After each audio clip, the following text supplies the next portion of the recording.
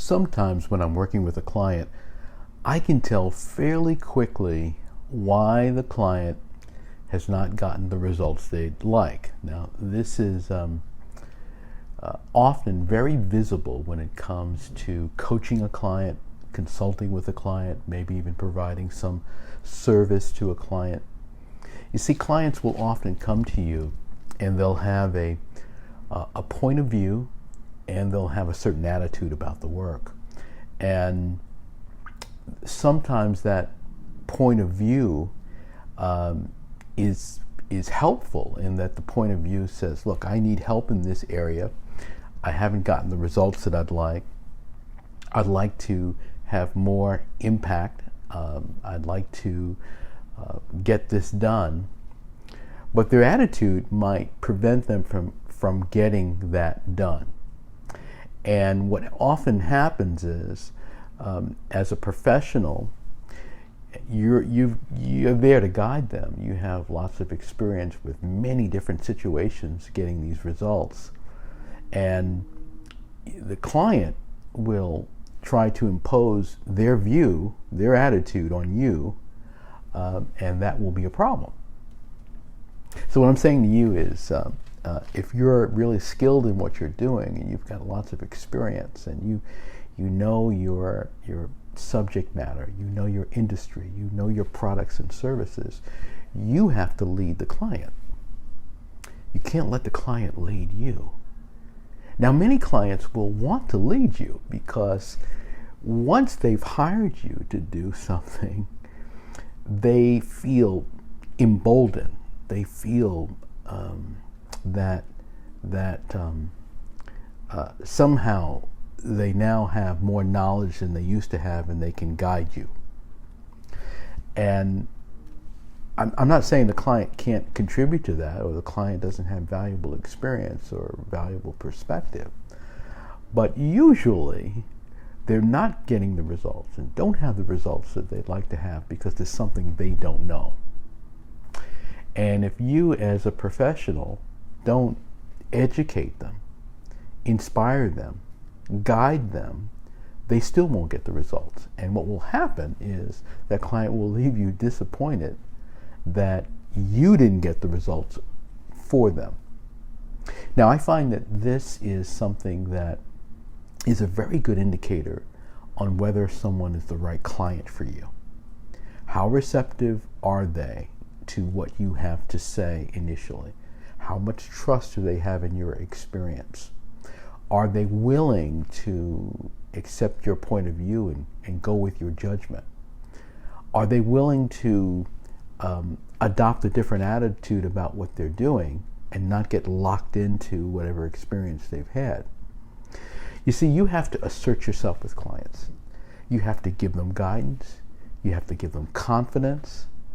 And you have to be in a position where you are not limiting your expertise because the client is difficult to deal with.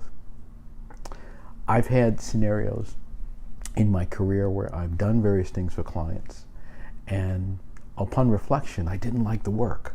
I said, I don't really like what I did here.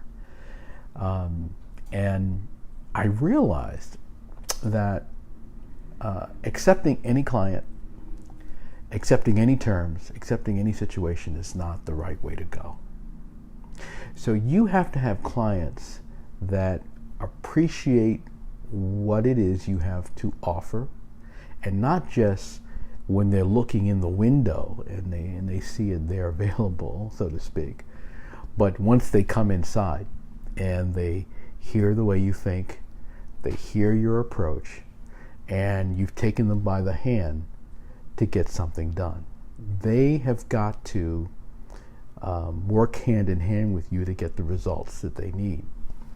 Now, on the other hand, you must work hand in hand with them to figure out what is it that they're saying that often is not said well, or said clearly, or said in the language that you would expect given your expert status. What are they saying? Are they saying that they want something they've seen elsewhere? Are they saying that they only know one way to do this and that's really what they want? Are they saying, what are they saying? Because they're saying something in between the words. And they might simply be saying, I don't know anything about this industry. I don't know anything about this product. And I think that this is good, and I don't even realize that this isn't good. That's what most clients are saying.